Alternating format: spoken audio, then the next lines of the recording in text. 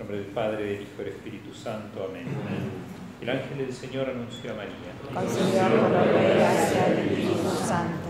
Dios te salve María, llena eres de gracia, el Señor es contigo. Bendita tú eres entre todas las mujeres y bendito es el fruto de tu vientre, Jesús. Santa María, Madre de Dios, ruega por nosotros pecadores, ahora y en la hora de nuestra muerte. Amén. He aquí la esclava del Señor. Hágase en mí según tu palabra. Dios te salve María, llena eres de gracia, el Señor es contigo. Bendita tú eres entre todas las mujeres y bendito es el fruto de tu vientre, Jesús. Santa María, Madre de Dios, ruega por nosotros pecadores, ahora y en la hora de nuestra muerte. Amén. Y el Verbo se hizo carne. Y habitó entre nosotros. Dios te salve María, llena eres de gracia, el Señor es contigo. Bendita tú eres entre todas las mujeres y bendito es el fruto de tu vientre, Jesús. Santa María, Madre de Dios, ruega por nosotros pecadores, ahora y en la hora de nuestra muerte. Amén. Oremos. Infunde, Señor, tu gracia en nuestras almas, para que los que por el anuncio del ángel hemos conocido la encarnación de tu Hijo, por los méritos de su pasión y cruz, seamos llevados a la gloria de su resurrección. Por el mismo Jesucristo nuestro Señor. Amén.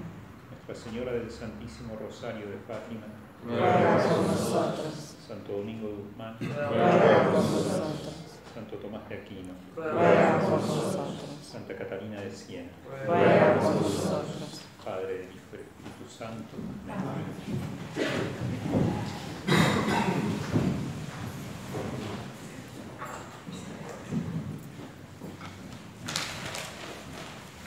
Bueno, la mayoría nos conoce, pero veo que hay gente que no.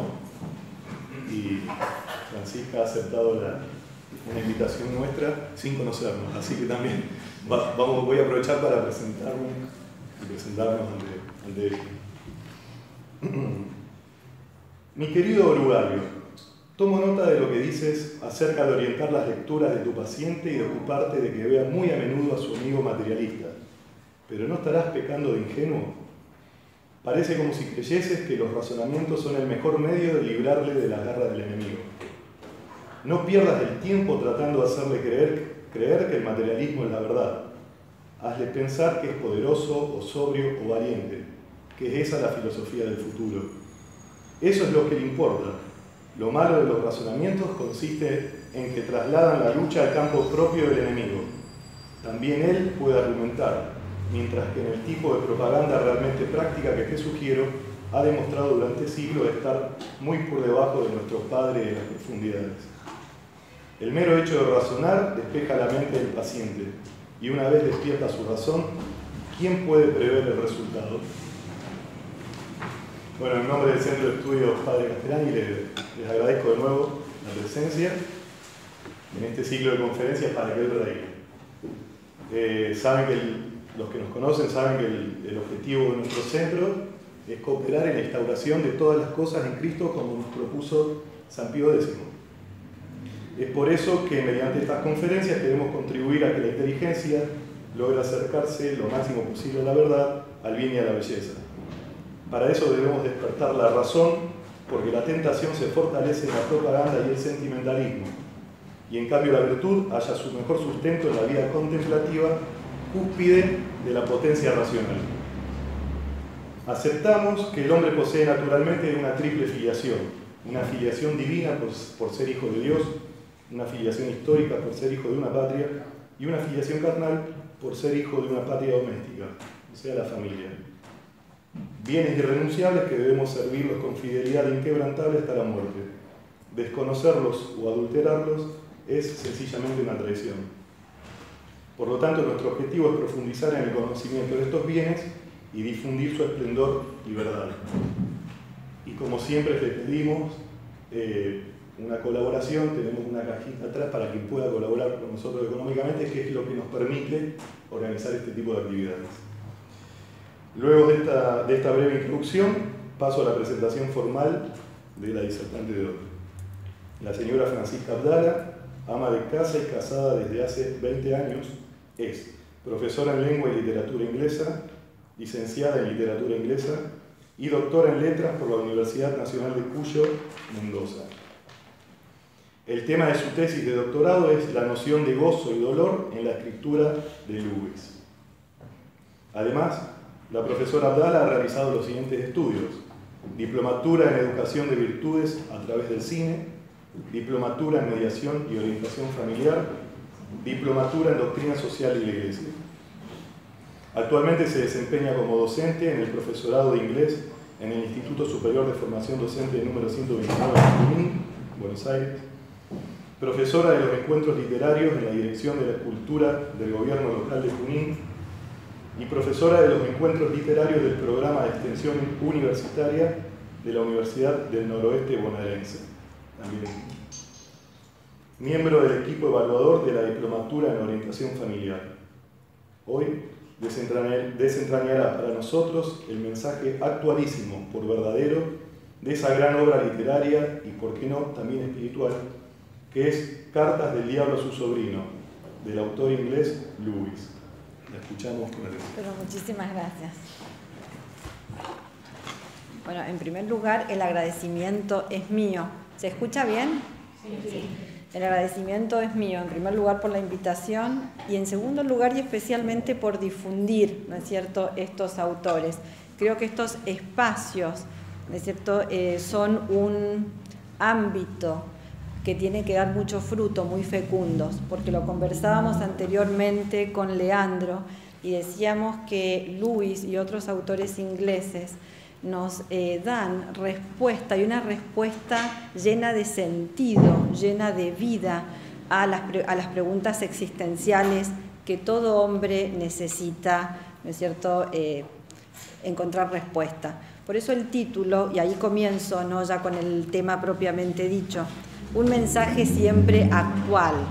Cuando se publica Cartas del Diablo a su sobrino en el año 1942, uno de los comentarios de la crítica dice que Lewis se ha esforzado en decir lo que un mundo distraído necesita escuchar.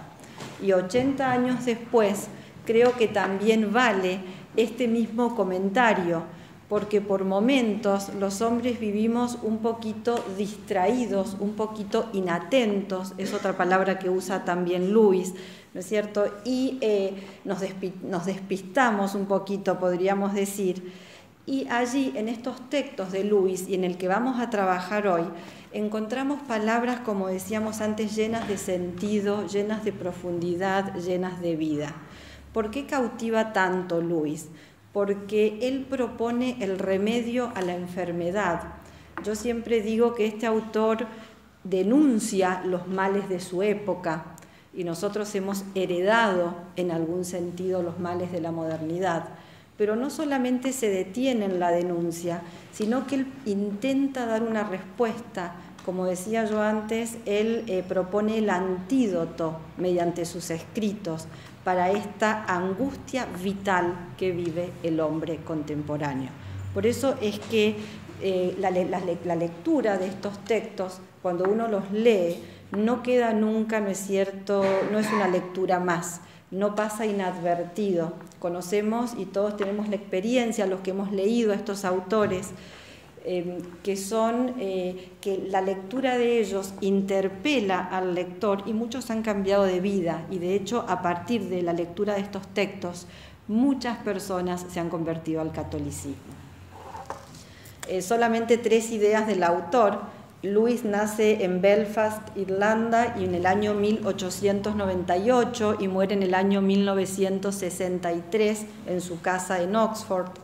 Él participa de la Primera Guerra Mundial y yo tomo este dato no por la guerra en sí, sino porque él es herido en combate y allí lee a Chesterton por primera vez, ¿no? Y sabemos que Chesterton y la lectura del hombre moderno especialmente va a ser el inicio, ¿no es cierto?, de su proceso de conversión. También él trabaja casi 30 años en la Universidad de Oxford y allí acontece un hito crucial en su vida, que es la conversión al cristianismo. Él fue muy amigo de Tolkien, a quien también aquí todos, ¿no es cierto?, muchos conocemos y queremos. y es Tolkien, uno de esos grandes amigos que lo va a llevar a Lewis, va a ayudar en este proceso de conversión del ateísmo al cristianismo. Muere en el año 1963 en Oxford, luego de una enfermedad breve.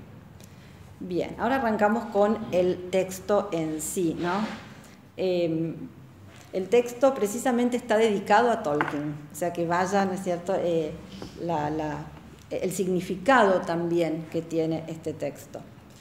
Para quienes no hayan leído las cartas, me parece que vale la pena un brevísimo resumen, ¿no es cierto? Sabemos que este texto consta de 31 cartas, que Scrutopo, ya empezamos con los nombres, Scrutopo es un diablo viejo y experto que trabaja en la Agencia de Investigación del Infierno, ya vamos a hablar un poquito de esto.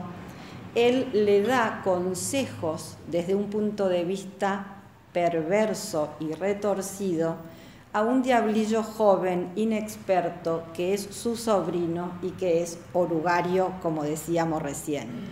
Todos estos consejos él le va a sugerir va a sugerir cómo tentar a un paciente, es decir, cómo lograr la condenación eterna de un paciente. Ese paciente podría ser cualquiera de nosotros, el común de los mortales. En este caso es un joven universitario, ¿no es cierto?, inglés. Este joven universitario, y el contexto que Lewis pone es el contexto de la Guerra Mundial, ¿no es cierto?, en el cual este joven universitario, ¿no es cierto?, va a alistarse para participar de la guerra. Esencialmente en esto consiste el texto, son 31 cartas. Lewis ha sido muy cuidadoso siempre con la forma literaria, es decir, para el mensaje que él quiere comunicar, elige la forma literaria que cree es la más adecuada. Entonces, en una serie de cartas, de misivas, él puede tratar diferentes temas a la vez. Evidentemente, hoy vamos a hacer un análisis de algunos de estos temas, no podemos tocar todos porque estaríamos largo y tendido, pero sí creo que son temas que los he elegido por preferencia personal, porque me parece que justamente comunican la relevancia de la actualidad de estas cartas y también porque son de una genialidad que realmente asombra. Vale una aclaración, que esta aclaración también la hace Lewis.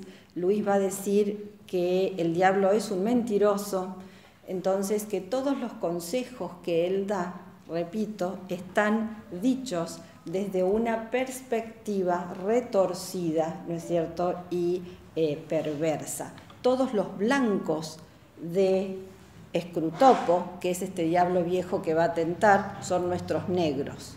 Y todos nuestros negros son sus blancos. Es decir, hay una oposición abierta. Nada de lo que dice Scrutopo es verdadero, verídico. Es decir, verídico. Es verídico, pero no hay ni un ápice, por supuesto, de santidad.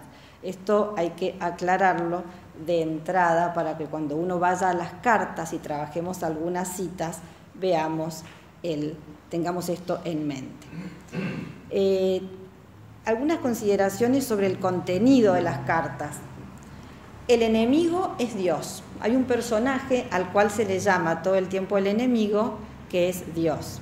El padre de las profundidades, como decía Leandro, es el demonio.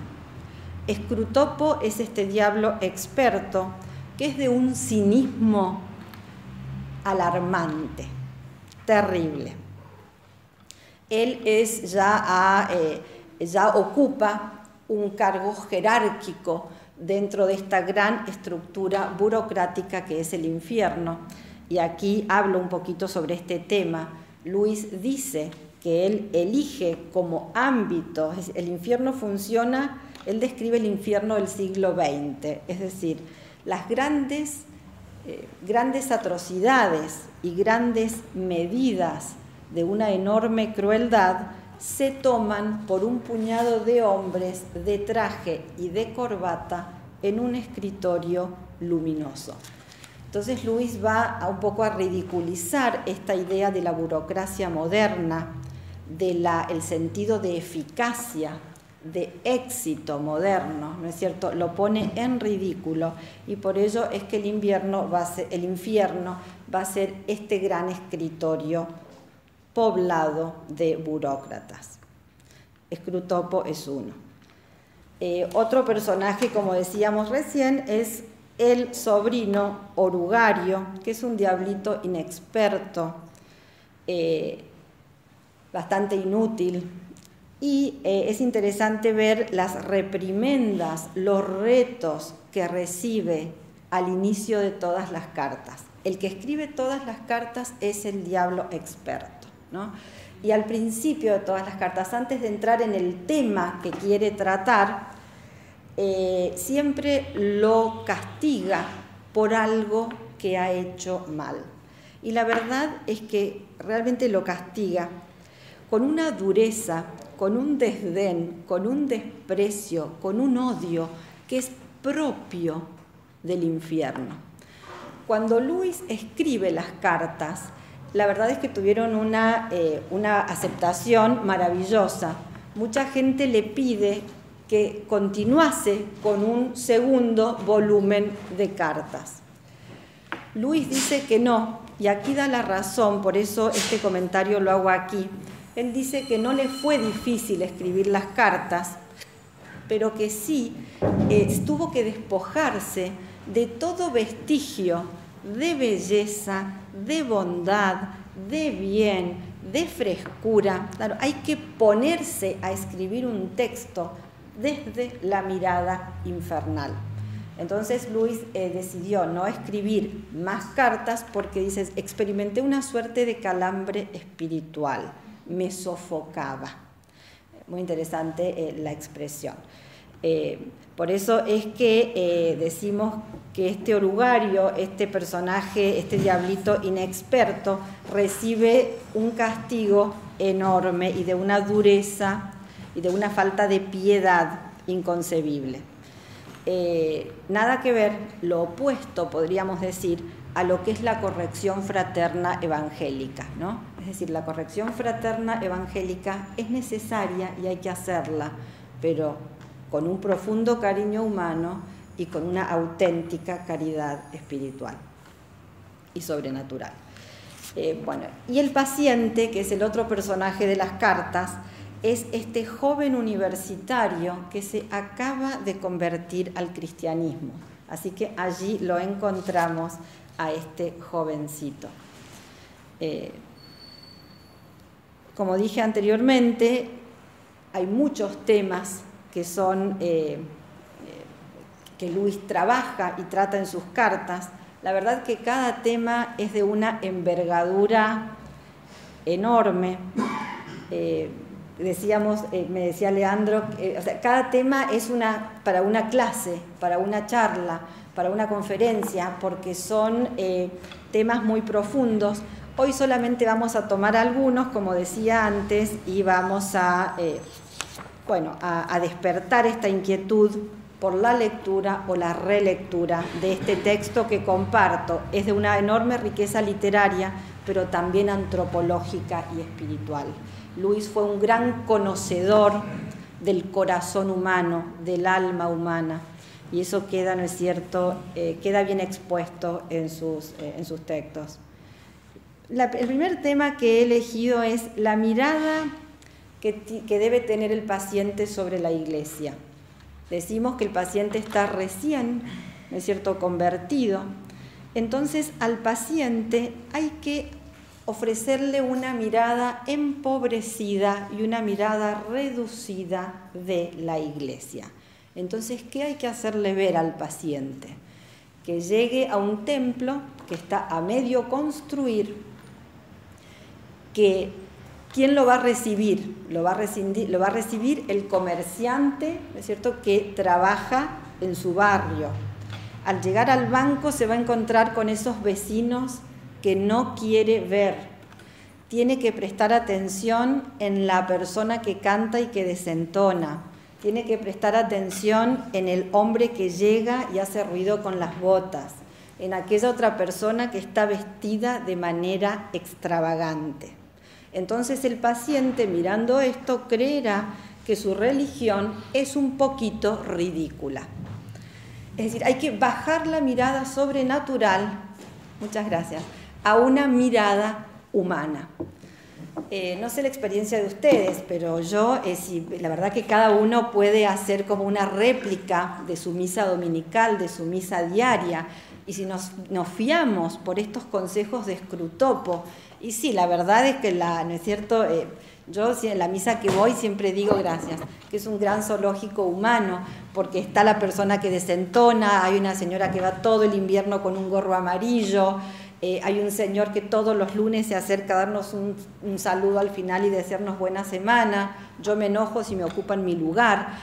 Digo, si este paciente de Luis entra a esta iglesia y dice, claro, sí, esto es algo ridículo. Pero si uno mira y levantamos la mirada, en el caso nuestro de los católicos, que en ese altar, ¿no es cierto?, el cielo se abre y viene Cristo, que se entrega por mí, que se entrega como alimento, ¿no es cierto?, y prenda de vida eterna, que en la misa estamos las tres iglesias, militante, purgante y triunfante, la mirada cambia, la cosa cambia.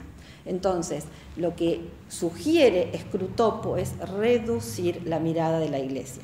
Y Scrutopo, es decir, el diablo, bien sabe lo que es la iglesia de verdad, porque le va a decir a esta iglesia, es decir, a la iglesia triunfante, militante, dice, no me refiero a la iglesia de raíces eternas que vemos extenderse en el tiempo y en el espacio, temible como un ejército, con las banderas desplegadas y ondeando al viento.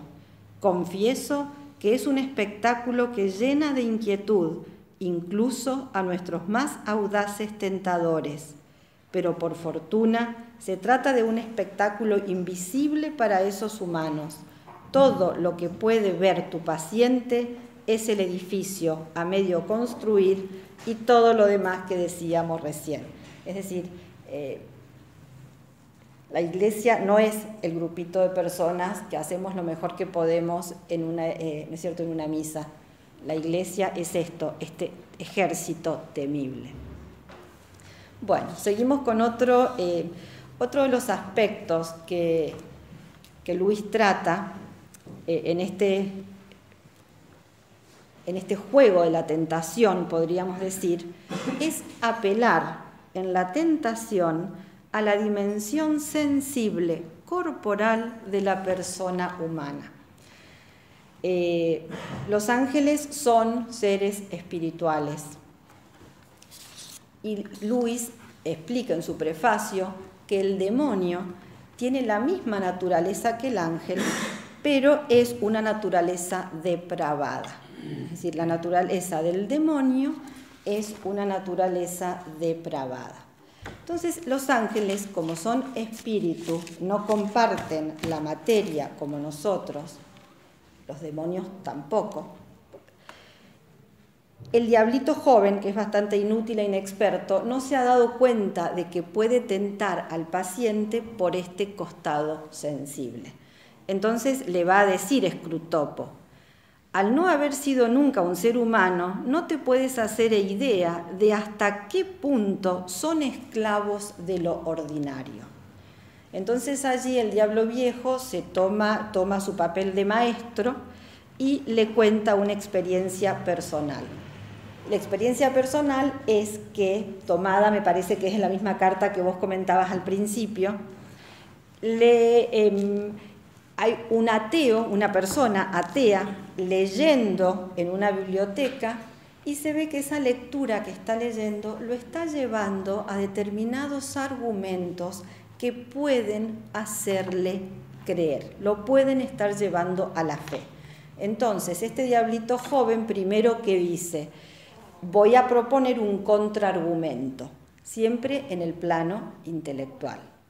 Entonces, dice el diablo viejo, no, un contraargumento no. Aquí lo que hay que hacer es dirigir el ataque por su costado sensible. Es el mediodía, el paciente experimenta hambre, entonces corta su lectura y se va a comer. Cuando uno interrumpe una lectura, todos sabemos por experiencia, después no sabemos cuándo la podemos volver a retomar y si la volvemos a retomar, también en qué ánimo.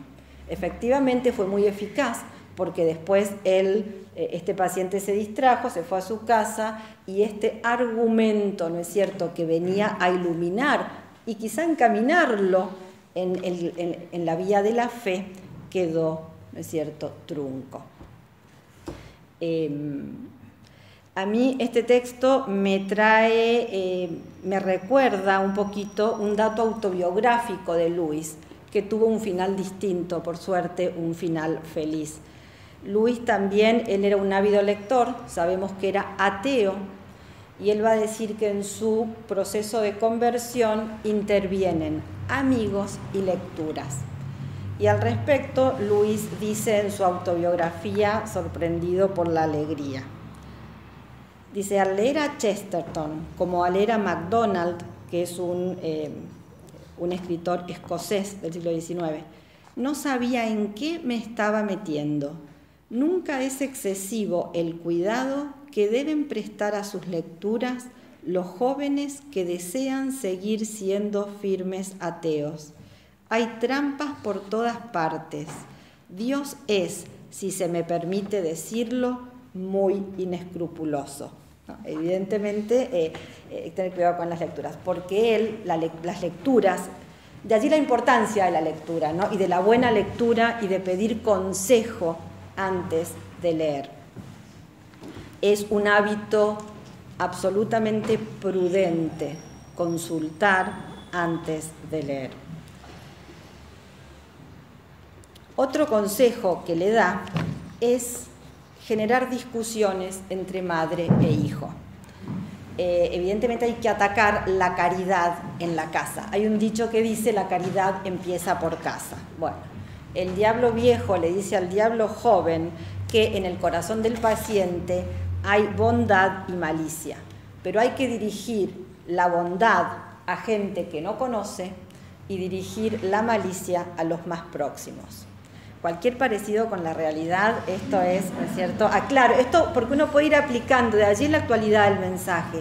Muchas veces suspiramos, ¿no es cierto?, por problemas, por situaciones difíciles, no sé, a miles de kilómetros de aquí, y la caridad empieza por casa, ¿no? Y estamos distanciados con alguien de la familia. Entonces, ¿no?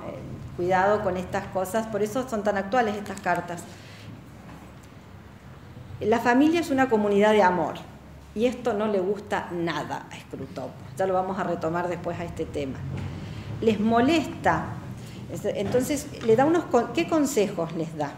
El primer consejo que le da, como este paciente está recién convertido, que preste mucha atención a esta etapa nueva de su vida. ¿En qué sentido? Cuando todos nos convertimos todos los días, pero es verdad que hay momentos donde uno, quizá después de un retiro espiritual, de alguna experiencia, que uno se acerca con más intensidad a la vida de fe, creemos que levitamos, creemos que entramos en un estado místico. Entonces dejamos de lado algunos detalles de vida diaria que son detalles de justicia y de caridad. Entonces, porque este es el primer consejo que le va a dar el diablo, ¿no es cierto? Le va a decir que centre la atención en su vida interior, que mantenga su pensamiento lejos de las obligaciones más elementales y que aumente la tendencia a descuidarlas. Nos creemos que estamos en un estado místico y no atendemos detalles, repito, que debemos considerar que lo exige nuestro deber de Estado. El segundo consejo que le da para pelearse con su madre es que rece por ella, pero que rece sobre todo por sus necesidades espirituales. Los hombres somos una unidad de cuerpo y espíritu. Es decir, que rece por sus necesidades espirituales, que se preocupe por el estado de su alma, pero que nunca se acuerde de su reuma. Los hombres somos una unidad. Y además el diablo sigue sacando ventaja de este consejo de rezar por las necesidades espirituales, porque si yo rezo por el mal humor de mi madre, después voy a ver ese... No es que no nos pasa, pero quizá tengo muy presente ese defecto. Eso es lo que dice Scrutopo. El paciente va a tener ese defecto muy presente en su cabeza, entonces después todo gesto, toda palabra, todo acto de su madre va a estar impregnada de ese defecto y el paciente, ¿no es cierto?, se va a fastidiar y las discusiones, ¿no es cierto?, van a ser fomentadas. Vemos, ¿por qué me detengo en estos detalles? Porque vemos la sutileza que tiene, ¿no es cierto?, el demonio para tentarnos. Y cómo Luis, conocedor del corazón humano, conocedor de la naturaleza caída del hombre, naturaleza herida, nos ayuda, por eso nos ayuda Luis a conocernos. Creo que ahí está la riqueza también de las cartas. Yo se lo decía a Leandro y lo digo cuando puedo, cuando sale el tema. Creo que las cartas del diablo son un examen de conciencia fabuloso. Creo que todos como penitentes podríamos hacer examen con las cartas y también creo que los seminaristas también deberían acceder a la lectura de estos textos para entender la riqueza, pero a la vez la complejidad y la sutileza del demonio.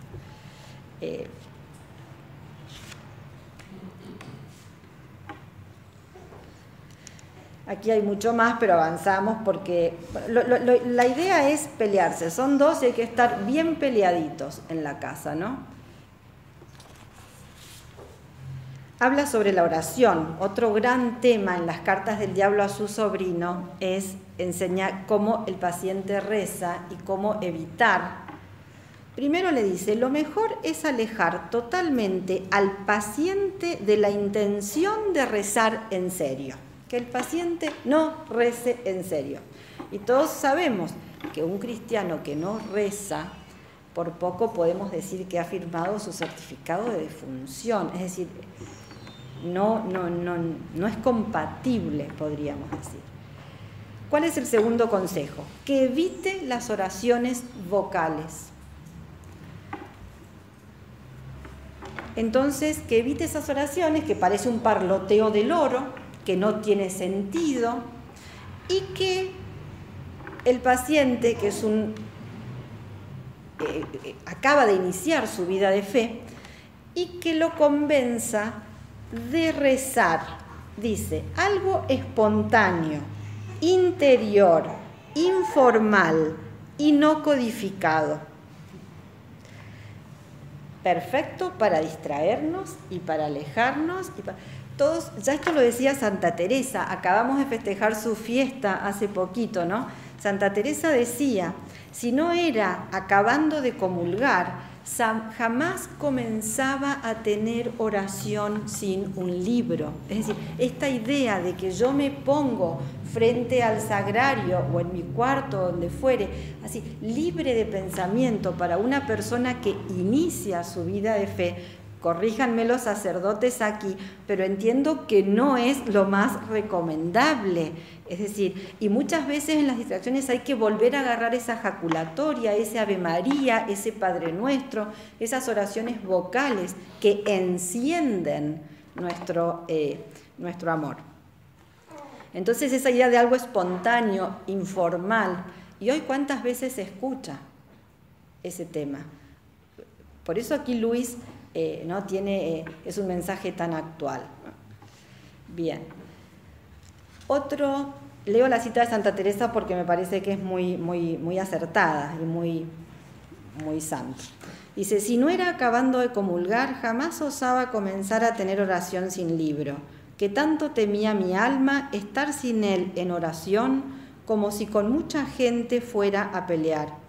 con este remedio que era como una compañía o escudo en que había de recibir los golpes de los muchos pensamientos, andaba consolada. Otro consejo que le da el diablo viejo al diablo joven es que lo convenza al paciente de que la posición corporal no importa al rezar. Entonces puedo estar como quiera, como lo sienta, porque ese es el otro consejo que le da, que da casi igual. Y dice el mismo Scrutopo, dice, total, los hombres no son conscientes de que lo que hacen sus cuerpos influye en sus almas. Somos una unidad de cuerpo y espíritu. No da igual rezar arrodillada que rezar echada en una cama. Bien, digo, ¿cómo vamos escudriñando el corazón? Otro consejo, ¿vamos bien de tiempo?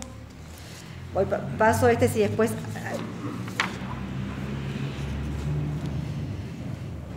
La ley de la ondulación es una ley que ha inventado Lewis. La ley de la ondulación significa que tenemos en nuestros estados de ánimos de paz, de tranquilidad, de alegría y algunos estados de ánimo de tristeza, de cierta angustia, de depresión. Entonces le dice que hay que atacar en los estados de ánimo de tristeza. Esto es muy interesante, ¿no? Le va a decir abiertamente, el ataque tiene mayor posibilidad de éxito cuando el mundo del paciente es gris, frío y vacío. Y le da la razón además, por eso es un gran conocedor Lewis. Le va a decir que los bajos, es decir, esos estados de tristeza, son los momentos ideales para atacar al paciente, porque en ese momento sus niveles de resistencia están bajos, su fortaleza está debilitada. Uno de los principios de la fortaleza es el resistir. Entonces es más fácil, ¿no es cierto?, estando en este estado de tristeza, que el paciente, ¿no es cierto?, no pueda resistir a la tentación y caiga. Por eso, como mensaje, me parece, de esta carta, que es bueno y vale la pena examinarse en la tristeza, ¿no? Sabemos que si bien en sí misma como pasión no es pecado, pero sí es un terreno propicio para las tentaciones, y también es cierto que la tristeza me paraliza, me encierra y no me permite hacer el bien que debo. Por eso muchas veces se dice que la tristeza es aliada del enemigo, en este caso el enemigo es el diablo, ¿no? Hay que salir cuanto antes de la tristeza. Y Lewis propone el antídoto. El antídoto, si nos vamos a las Narnia, en las Narnia el antídoto es la cercanía con Dios, es la cercanía con Aslan, ¿no? Es decir, sabernos que somos hijos de Dios. Allí está el antídoto, la respuesta a este tema de la tristeza, ¿no? Seguimos un poquito. La verdadera naturaleza de los placeres. Ese es otro gran tema. Este es un gran tema de Lewis. Lewis va a tratar en distintos textos y nos va a enseñar cuál es el origen, la fuente de los placeres. La verdad es que ordena. Creo que estas cartas deberían enseñarse en los colegios, a los chicos jóvenes. Dios es la fuente de los placeres, ¿no? En Cartas a Malcolm, que también es un texto de cartas, que también es ficcional, después podemos al final comentar algo sobre este texto, Lewis va a decir, estamos siendo tocados por el dedo de una mano derecha, de la cual proceden placeres por siempre jamás. Es decir, allí dice claramente que la fuente de los placeres es Dios. Como diría Scrutopo, el inventor de los placeres, porque en este infierno que es absolutamente burocrático, absolutamente eficientista, todo hay que producirlo. Y de paso, cuando lean las cartas, que eso no lo vamos a trabajar, pero está muy bueno ver que que Scrutopo siempre va a decir, aspiramos a esto, a inventar, pero no hemos podido producir además ninguna virtud, ningún placer, ninguna... claro, no, lógico, todo eso viene de la mano de Dios. Y por eso el infierno, entre otras cosas, es frustración con mayúscula. Él aspira, y después el mismo Scrutopo, que ese es un juego que hace Lewis, dice, no, bueno, pero esto no lo hemos logrado todavía, no lo hemos descubierto, porque lógico, en el infierno nunca se va a descubrir eso. Entonces, en cuanto a esta verdadera naturaleza de los placeres, le va a decir Scrutopo al diablo joven: nunca olvides que cuando estamos tratando cualquier placer en forma sana, normal y satisfactoria, estamos en cierto sentido en el terreno del enemigo. Ya sé que hemos conquistado muchas almas por medio del placer. De todas maneras, el placer es un invento suyo, no nuestro. Él creó los placeres. Todas nuestras investigaciones hasta ahora no nos han permitido crear ninguno. Todo lo que podemos hacer es incitar a los humanos a gozar de los placeres que nuestro enemigo ha inventado, en momentos o en formas o en grados que él ha prohibido. Creo que es clarísima la cita, ¿no? Es decir, lo único que puede hacer el demonio es retorcer lo que Dios ha creado. Bien. Aquí mismo también le dice lo mismo, que hay que retorcer los placeres para propio beneficio del infierno. Hay un gran tema. ¿Vamos bien hasta aquí? ¿Sí? Yo avanzo un poquito para poder mostrar una suerte de abanico de temas. Hay un gran tema que Lewis también trata, que es el tema del mundo, el mundo como enemigo del hombre, que es un tema muy importante.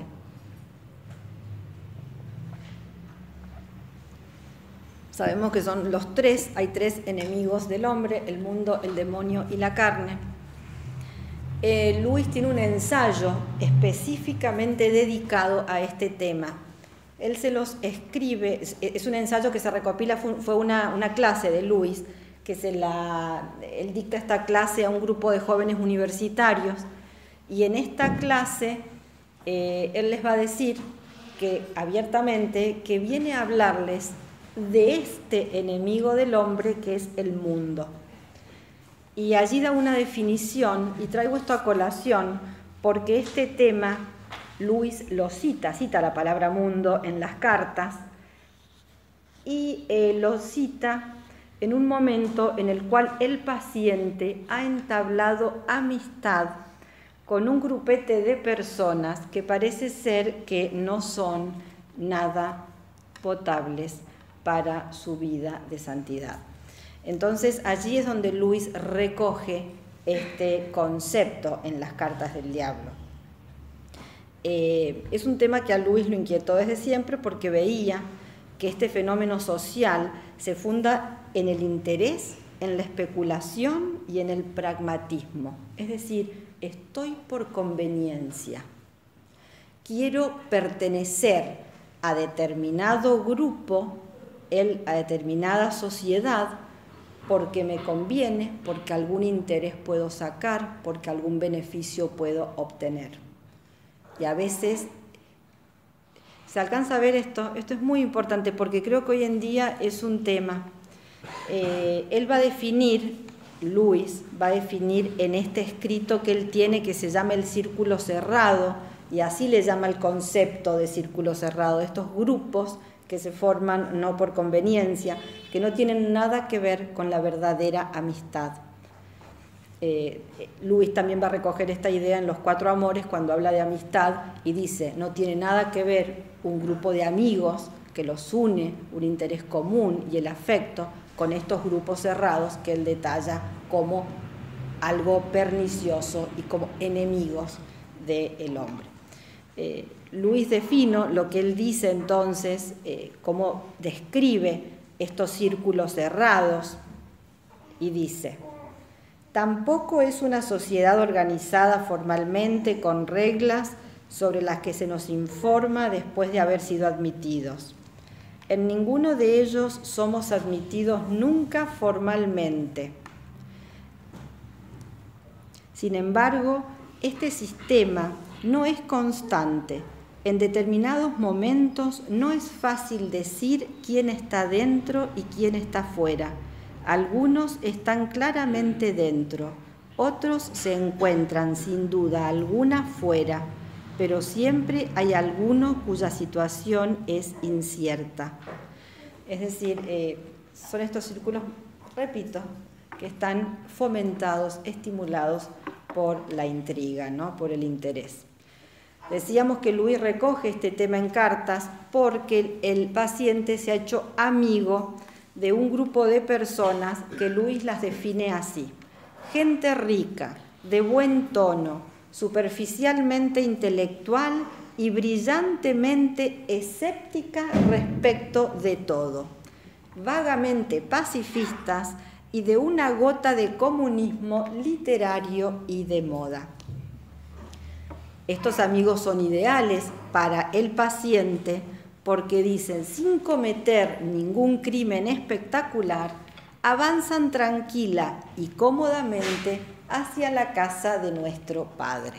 Avanzan tranquilamente hacia el infierno. También va a decir que hay que fomentar en el paciente esto, en las conversaciones con estos amigos. Estará callado cuando debería hablar y se reirá cuando debería callarse. ¿No? Cuántos respetos humanos hoy, ¿no? Por supuesto, esta doble vida, estas amistades lo van a llevar a una doble vida, no cabe duda que lo van a llevar a una doble vida, y esta nueva vida le va a llevar a gastos superfluos, a descuidar su trabajo, a descuidar a su madre lo reclamará, habrá más agresiones, ¿no es cierto?, y más discusiones dentro de la casa. Todo es un ciclo. Bien. Hay en la carta 12, no la voy a comentar ahora si avanzamos un poquito, pero allí Luis le explica la diferencia, Scrutopo, el diablo viejo, le explica al diablo joven sobre los diferentes tipos de risa humana. No tiene desperdicio esa carta, la carta 12. Entonces, la risa que deben evitar por completo, es decir, que el paciente no tiene que emitir, es aquella risa que es causa de la verdadera alegría. Es decir, la risa de una reunión de amigos, la risa de una cena o una comida familiar.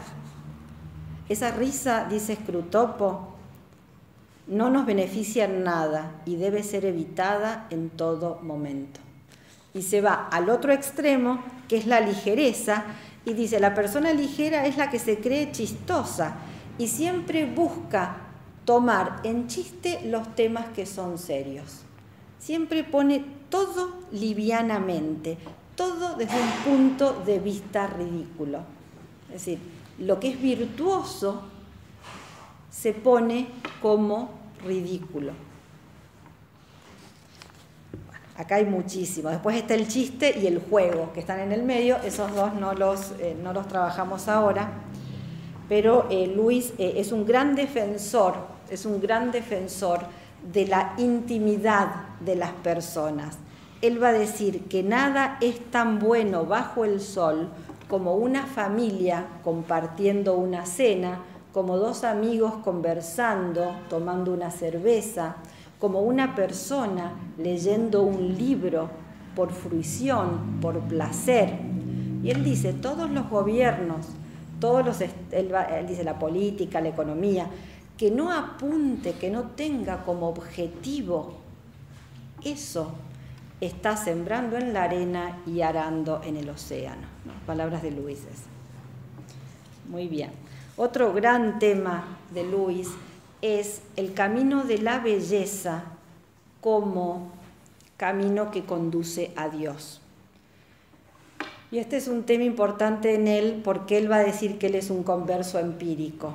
Él dice que él llega, ¿no es cierto?, a Dios mediante la experiencia de la belleza, ¿no? Es lo que los antiguos llamaban la famosa vía pulchritudinis, es decir, llegar a Dios por medio de la belleza. Es que la belleza, debidamente seguida, reclama la existencia de Dios. Scrutopo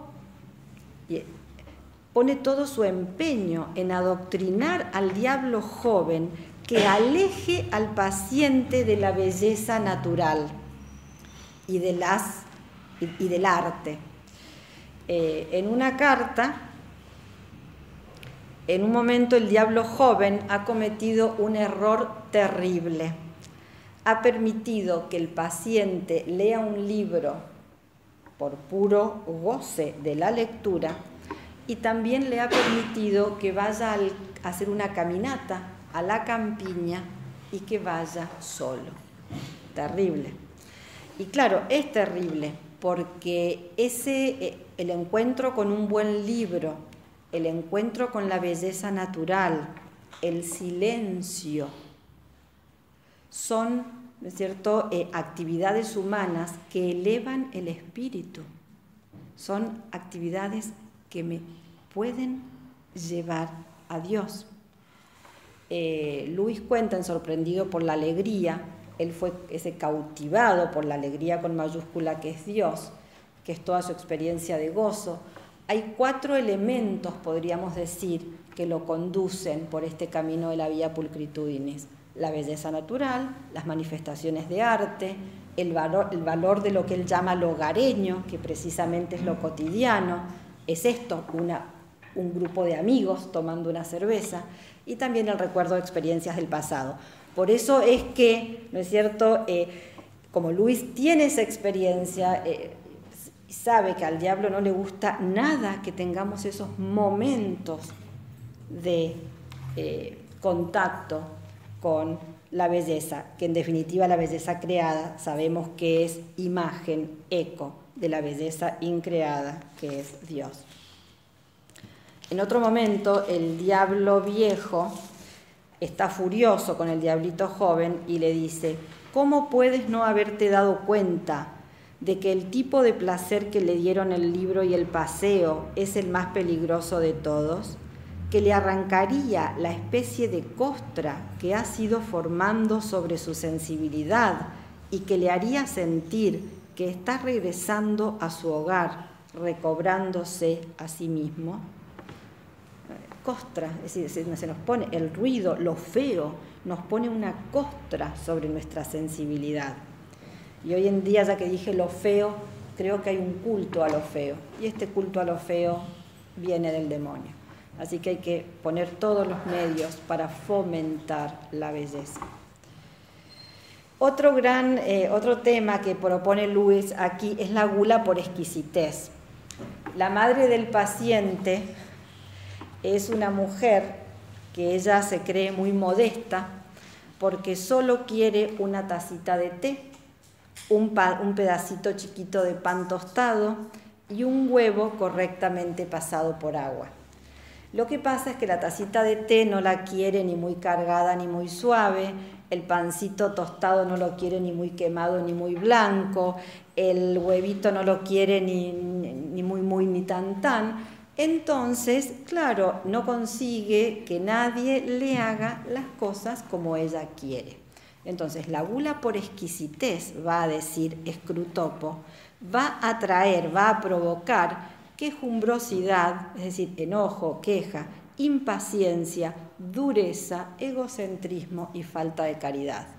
Las cartas dicen que la señora empieza a despedir a todos sus criados y que también empieza a alejarse de sus amistades. Y a propósito, Luis pone este ejemplo, porque no es que la mujer quiere la mostaza gourmet de no sé dónde. Todo lo que ella pide es poca cantidad y cosas sin costo. Un té, una rebanada de pan y un huevito. Lo que quiere extremar Luis aquí, me parece, es hasta dónde, ¿no es cierto?, podemos caer sin darnos cuenta ¿no? de esta gula por exquisitez, que le complicamos la vida, por supuesto, al prójimo. Luis va a decir en cartas que el mero exceso de comida es menos valioso que la exquisitez. O sea que para provecho del infierno es más valiosa estas faltas de caridad, de queja, de malos humores, que la gula por exceso, que también trae, por supuesto, y Luis lo va a decir, que sí, que la gula por exceso nos puede llevar, ¿no es cierto?, a la lujuria y demás. Aquí los invito a leer lo que dice Santo Tomás de Aquino sobre la gula por exquisitez y por exceso. Otro gran tema es la disponibilidad o la generosidad de nuestro tiempo. Hablando de tiempo, ¿vamos bien? ¿Tenemos 10 minutos más, puede ser? ¿Sí? ¿Estamos bien? Entonces, la disponibilidad o generosidad del tiempo, ¿no? ¿Cómo nos cuesta darnos, ¿no? ¿Cómo nos cuesta dejar de hacer lo que yo tenía planeado? Y esto lo va a decir Scrutopo. Habrás observado que nada le enfurece tan fácilmente al paciente como encontrarse con que un rato que contaba con tener una disposición, con un rato que contaba con tener a su disposición le ha sido arrebatado de improviso. Nos enfurece de a ratos tener que dejar lo que estoy haciendo para ir a ayudar a alguien. ¿Cuál es el consejo perverso que le da? Debes, por tanto, conservar celosamente en su cabeza la curiosa suposición: mi tiempo es mío. ¿Cuántas veces escuchamos también hoy? Mi tiempo es mío. Y tienes que tener la sensación de que él es el legítimo dueño de sus 24 horas. Evidentemente, aquí el tiempo sabemos que no es un derecho ni mucho menos, es un don, es un regalo que Dios me da, ¿no? Y aquí está, me parece a mí, en esta visión diabólica, es decir, los hombres todas las mañanas comenzamos con un ofrecimiento del día, con un ofrecimiento de obras. Los hombres intentamos con nuestra poca cosa, pero decirle a Dios serviam, intentamos servirle. El diablo ha hecho lo opuesto, es el non serviam. Entonces, que el hombre tenga tiempo y disponga de su tiempo como un don para Dios y para los demás, y es algo que evidentemente no le gusta nada. A mí hay una frase que está en la lápida de un sacerdote que fue párroco en San Luis, y sobre la lápida hay una leyenda que dice: el tiempo no es nuestro, es para la entrega, que es lo que más vale para la eternidad. Creo que le podríamos contestar a Scrutopo con esta frase. Y después también le dice: hazle ver que el trabajo es una carga. Es decir, y cuánta oportunidad tenemos en la vida laboral, ¿no es cierto?, para servir a los demás, para continuar la obra creadora de Dios, para santificarnos, etc. Bueno, el paciente se ha puesto de novio, y la novia es la que menos esperaba Scrutopo. Yo les voy a leer los piropos que le dice Scrutopo, de esta chica. Es una cristiana, y dice: no solo una cristiana, sino vaya cristiana, una señorita vil, escurridiza, boba, recatada, lacónica, ratonil, acuosa, insignificante, virginal, prosaica. Sigue: asquerosa, insípida, pacata. Evidentemente, qué importante es para los chicos jóvenes, ¿no?, la elección de una buena chica y de un buen chico, ¿no? Creo que, hablando de la actualidad del mensaje de Luis, entre otros atributos, creo que viene el tema de la castidad aquí, ¿no? Y Luis trabaja mucho el tema de la castidad en las cartas. La castidad según el estado de vida de cada uno, porque también habla de la castidad en la vida matrimonial. Y la verdad es que muchas veces hay que educar en la castidad.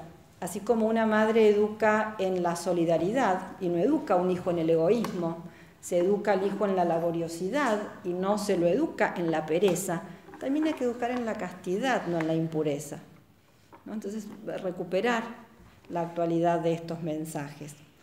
Un poquito sobre la casa de la novia. Claro, si la novia es como es, va a decir Luis, todo el lugar, perdón, Scrutopo, todo el lugar apesta a ese mortífero aroma, que es el aroma de la gracia, el aroma del buen olor de Cristo, el bonus odor Christi. Es decir, que todo cristiano está llamado a emanar.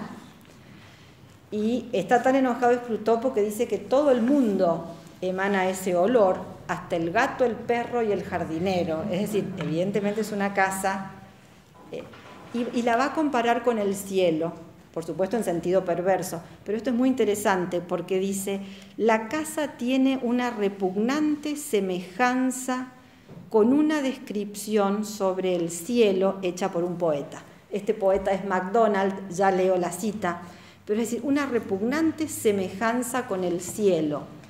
Y lógico, es decir, a ver, la vida trinitaria, Dios es trino, es una comunidad de personas, y la vida adintra de la Trinidad es una comunidad de amor, donde las tres personas se donan recíprocamente.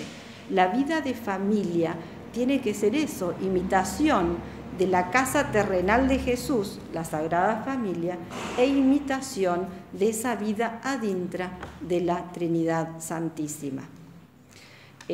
No entiende, Scrutopo está muy enojado con esta pretensión de amor desinteresado que hay entre sus miembros.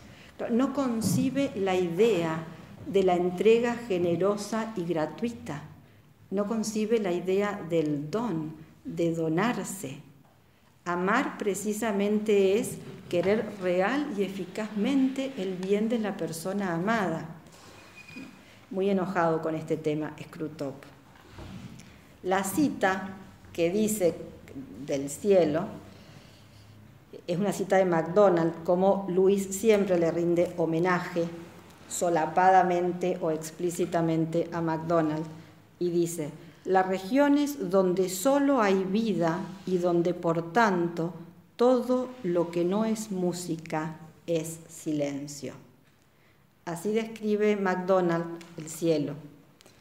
¿Y para qué? Cuando Scrutopo escucha música y silencio, vuelve a surgir su bronca y el enojo propio de una mente y de una voluntad envidiosa. Entonces allí dice que por suerte en el infierno no hay ni música ni silencio, solo ruido. Y habla del ruido, dice, haremos del universo eterno un ruido. Ya hemos hecho grandes progresos en este sentido en lo que respecta a la tierra. No está equivocado. Las melodías y los silencios del cielo serán acallados al final, pero reconozco que aún no somos lo bastante estridentes, ni de lejos, pero estamos investigando. Este ejemplo lo cito porque lo que decíamos antes, Scrutopo cree que van a... Y sabemos que el infierno es fracaso y es frustración, ¿no? Y por último quisiera terminar, hay más, pero voy a terminar con esta para después dar un tiempito a preguntas. Luis, uno de sus grandes temas es el cielo, por eso yo creo que, y el deseo de Dios más que el cielo, por eso es un autor que también que cautiva tanto, porque cuando todo ser humano y todo corazón humano reclama felicidad, y esa felicidad sabemos que no va a ser saciada en la tierra, sino en el cielo. Bueno, Luis da esa respuesta. Entonces, él tiene varias imágenes a lo largo de sus escritos en el cual él habla sobre el carácter festivo del cielo. Y, por ejemplo, en un texto él dirá que el gozo es el asunto serio del cielo. Yo creo que con esta frase se puede hacer un retiro espiritual, tan tranquilo. Es decir, el gozo es el asunto serio del cielo. Y después en otro texto, él pone una comparación que seguimos en esta tierra chapoteando con la ambición, con el sexo, con la droga, creo que dice, el alcohol. pero dice, seguimos chapoteando como niños que hacen tortitas de barro en un lodazal cuando estamos invitados a pasar un día de fiesta en el mar. Y esa misma idea la recoge aquí en Cartas del Diablo, y con esto termino. Scrutopo va a decir que el enemigo, que es Dios, es un hedonista. En el fondo es un hedonista. Todos esos ayunos y vigilias y hogueras y cruces son tan solo la fachada, o solo como espuma en la orilla del mar. En alta mar, en su alta mar, hay placer y más placer. A su derecha hay placeres eternos. ¿No? Esta frase es muy interesante, porque es verdad que el dolor no tiene la última palabra.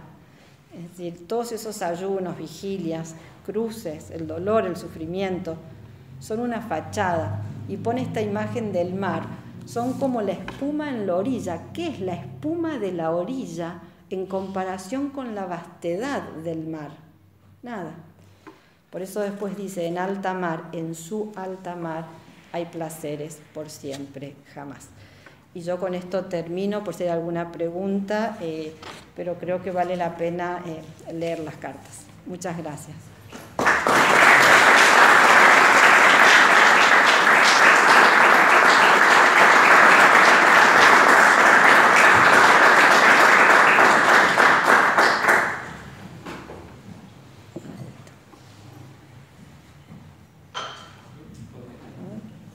Si es fácil, la respondo. Sobre literatura comparada y además, digamos, en lo profundo y la genialidad de Luis en esta obra. Sobre literatura comparada, antecedentes sobre, digamos, este tipo de obra, a mí se me ocurre pensar en un orden como más social, por ejemplo, El Príncipe de Maquiavelo, sí. Un poquito antes que él, Benson, el tema del anticristo, ¿no es cierto? El Señor del Mundo. El Señor del Mundo. El Chesterton, el Esfera y la Cruz, tal vez. Sí. Pero me parece la genialidad de él como hacerlo, digamos, esa lucha en el gobierno de uno mismo, en el interior, ¿no es cierto? Que podemos ser expertos en describir, digamos, esa acción del demonio en el mundo, pero olvidarnos que esa lucha es en nuestro interior, sí. Y esa batalla se libra en las decisiones de cada día. Sí, eso es muy interesante porque yo no lo dije, retomando esta última idea, el propósito del libro, porque uno ve que el paciente no hace grandes hazañas, es decir, el propósito de Luis es justamente hacernos tomar conciencia de las consecuencias de inmortalidad que tienen nuestras acciones. Es decir, toda acción libre tiene sabor a eternidad. Y creo que allí está un poquito insisto, la respuesta, el motivo por el cual Luis escribe cartas. Y él va a decir en uno de los prefacios, porque hay unos cuantos, con las distintas ediciones, él va a decir que no necesitó mirar nada más que su corazón. Con su corazón solo le bastó para, ¿no es cierto?, inspirarse y escribir lo que hay aquí. El corazón humano pueden cambiar las épocas, los tiempos, pero es bastante parecido. Sí, Luis hace un escenario angélico. Sí. También me puedo imaginar que hay sociedades secretas que tienen conversaciones similares a las de los diablos para que los cristianos pierdan su rumbo, ¿no? Y no son diablos, pero están influidos, ¿no? Me refiero a la masonería. Sí, claro. Sí, en definitiva responden a legiones diabólicas. Sí. Son más humanos, pero responden también así. Sí, creo que aquí hay mucho de preternatura, es decir, yo no lo dije en su momento, pero en estas discusiones familiares del paciente con su madre, es decir, tenemos que saber que cuando hay armonía y paz familiar, no solo es mérito humano, sino que también hay gracia de Dios. Y cuando hay desencuentros, no es solamente también mérito humano, sino también hay fuerzas preternaturales jugando en esto. Por eso en Cartas es muy claro, Luis, es decir, todos nuestros actos tienen consecuencias en la vida eterna, por más insignificante que sea, ¿no? Todo acto libre es un dato. Sí, pero querían hacer esta pregunta. Un punto de conexión con lo que ya está diciendo hoy en las cartas. Él menciona que el infierno hay un departamento de semiótica. Sí, ahí se dice. Que lo que hace es dar un sentido nuevo a las palabras, digamos, o disfrazar los viejos pecados con palabras. La jerga, lo que importa es la jerga. Claro. Y ese es un trabajo que sigue realmente personas en nuestro mundo, digamos, ¿no? Sí. Disfrazar el nombre de los vicios. Sí. Cuando habla, creo que entonces el tipo de risa, sí. Y en otro momento también toca este tema con la corrupción del lenguaje. Vuelve a tomar el tema de que los filólogos del infierno ya han estudiado la corrupción del lenguaje para la validez de determinadas palabras. Sí. No, simplemente agregar lo que decía recién, lo grande y épica que es la batalla que libra cada uno. Que una lucha individual que a veces se siente solo, pero en realidad es parte de una gran batalla, ¿no? Le da gran lugar a eso. O sea, hace que uno tome conciencia de eso. Claro, está la comunión de los santos por nuestro lado y claro, pues sí, claro. Sí, y el diablo está, las legiones, ya vuelvo, retomo el tema legiones. Sí. Yo, Francisca, no recuerdo si en alguna de las cartas o quizás en otro texto Luis haga un juicio de valor sobre, no sé, cuestiones más políticas, formas de gobierno, dice algo, ¿cómo influye eso? ¿Cómo influye? Dice, y en ya una de las citas acá puntualmente dice esto que estas nuevas amistades que tienen los amigos son comunistas porque estaba de moda tener, ¿no es cierto? Hoy también creernos, ¿no?, que somos comunistas, que es bueno. También aquí va a hablar algo del Jesús histórico, habla en las cartas, que esa carta es muy interesante también, yo no la toqué, y donde él toca este tema de cuestiones políticas, que allí ahora lo estoy recordando, es donde está este estudio de filología en el infierno. Es en un ensayo que Luis escribe. Él escribe las cartas en el 42, y como decía al principio, tuvieron tanta buena acogida que le piden que vuelva a escribir. Y él la verdad que no quería, por este calambre espiritual que sentía. Cuando ya comienza a declinar esta experiencia de cartas, que se ve que lo agotó afectivamente, me parece, él escribe un ensayo que se llama El diablo propone un brindis. Es como el complemento de cartas, también es ficción, el escenario es la cena de egresados, podríamos decir, en la academia donde se ha entrenado a un grupo de diablitos que ahora salen, ¿no es cierto?, a tentar a los diferentes pacientes. Y allí les habla de democracia, allí les habla de la palabra democracia, es interesante este artículo. Entonces el grupo de filólogos ya ha estudiado qué significa el término, que por supuesto nunca les hagan pensar a los pacientes sobre la definición clara de democracia, que por supuesto nunca, lo menciona Aristóteles, que nunca que eviten que el paciente se tope, se encuentre con un texto de Aristóteles sobre democracia y le va a decir que la usen como palabra mágica, como muletilla, como un hechizo. Es la palabra que todo lo puede. Allí toca ese tema, sí, que es justo, es la continuación de las cartas. Una pregunta. Luis muere anglicano, ¿sí? Sí. No se convierte. No sé, oficialmente muere en la iglesia anglicana. Sí. ¿Se puede intuir por qué causa? Porque el anglicanismo ya empezaba su debacle, que hoy sí. me parece que es explosión. Sí, hoy sí, hoy es explosión. Pero hasta el 60 y pico, cerca, Sí. estamos hablando del preconcilio. Supuestamente él estaba en contacto con Tolkien. No sé si Tolkien vivía allá o había muerto. Tolkien no, se muere 10 años después, muere después Tolkien. Muere después. Sí, ¿Se puede digamos, sí. intuir qué pasó? Causas, hay muchas. Yo siempre, es la pregunta de toda conversación sobre Lewis, porque yo empiezo por la respuesta final. En definitiva, es un gran misterio entre Dios y Lewis, es cierto, es decir. Pero hay varias causas, yo comparto, y lo conversábamos con Leandro antes de venir acá, el anglicanismo está muy ligado al patriotismo. Entonces, para un inglés, ¿cierto?, dejar su religión es un acto de traición a la patria. Puede ser una opción, una respuesta. Otra respuesta que yo he escuchado de gente muy cercana, que ha estado muy cerca de Lewis, es que Lewis muere católico. A ver, oficialmente muere en la Iglesia de Inglaterra, esto es así, no hay que por una cuestión de escándalo, de no causar escándalo a esos seguidores, podríamos decir, del cristianismo anglicano. Pero esa es otra opción, otra versión. Otra versión es que,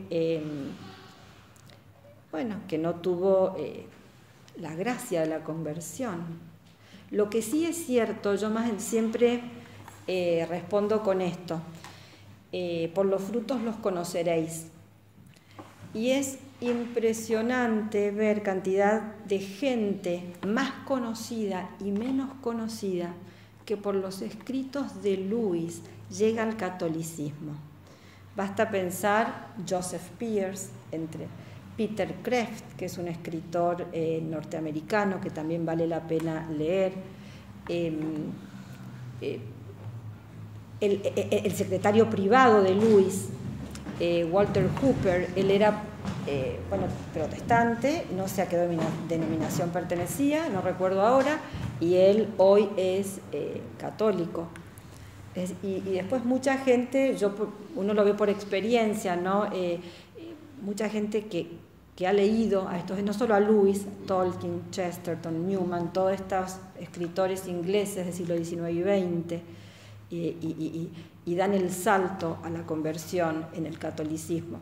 Creo que allí hay una respuesta, me parece. Lo demás nos enteraremos en el cielo. Hay una anécdota, ¿no es cierto?, del secretario, usted la debe saber mejor, ¿no?, del secretario privado, Hooper. Fue a visitar a Juan Pablo II, ¿no? Y allí dice algo así como: allí estaba Aslan, ¿no? Allí estaba Aslan. Y el secretario privado hace todo, digamos, el camino interior de él es a través de Lewis, sí, llegar al catolicismo, ¿no? De ese protestantismo que buscaba ser fiel a Jesucristo, ¿no es cierto?, y hasta desembocar en el catolicismo. Sin duda, es un testimonio clarísimo. Él vivía su fe, él era norteamericano, incluso viaja a Inglaterra porque quería entrevistarse con Lewis en vida para hacer un trabajo sobre Lewis, y Lewis lo desestima, le dice: no, el trabajo sobre mí no, pero sí estaba en esa época ya solo Lewis, bastante solo, ya algo enfermo, y le pide que comience a trabajar con él. Bueno, ahí él vuelve a Estados Unidos, y después él vuelve a Inglaterra. Lewis muere en el medio, y gracias a él tenemos la publicación de toda la obra póstuma y la reedición de muchas obras de Lewis. Se las debemos a Walter Hooper, y en ese camino que él hace llega al catolicismo.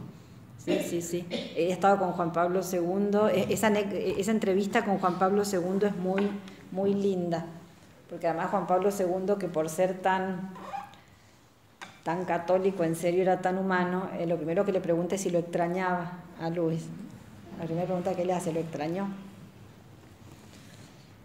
Pero sí, hay mucha gente, y yo creo que cualquiera de nosotros, si tomamos algún texto de Lewis, algo nos dice. Puede ser algo nuevo o puede ser algo que ya sabíamos, pero que necesitamos volver a escuchar.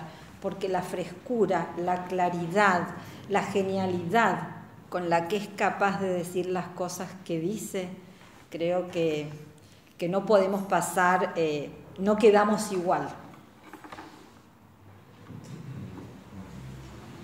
Bueno, así que vamos a terminar acá. ¿Sí? Le agradecemos a todos y bueno, espero que vuelvas a Santa Fe. Gracias. Yo siempre le decía a Leandro, por eso agradecí, es un privilegio poder difundir a estos autores. Y la verdad es cuando tú dices los estudios sobre este autor, es para difundirlo, no tiene otro motivo que la difusión de estos autores a quienes yo quiero mucho. Yo a Luis lo quiero mucho, siempre digo. Podríamos convocar otra vez para hablar de Belloc, por ejemplo. Es muy interesante también, sí.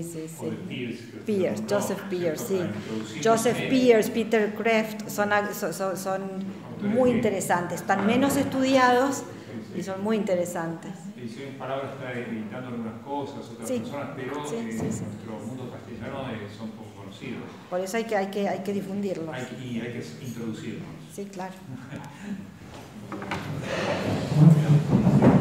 Bueno, les doy la bendición para concluir. Dominus vobiscum. Pax et benedictio Dei omnipotentis, Patris et Filii et Spiritus Sancti, descendat super vos et manet semper. Amen.